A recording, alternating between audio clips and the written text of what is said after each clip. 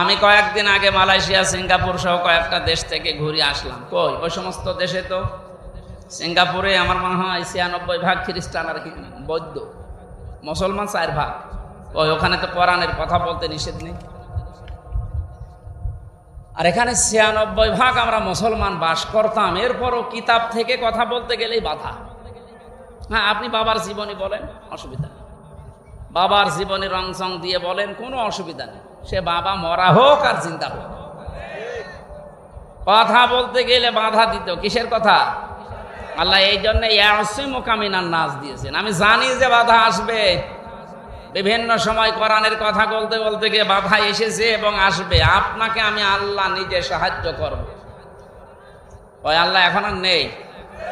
এখনো যদি সত্যি আমাদের ঈমান ওই পর্যায়ে পৌঁছি, আমরা কোরআনের তাবলীগ আরম্ভ করি, দল মত নির্বিশেষে সবাই, আল্লাহর সাহায্য এখনো দেখা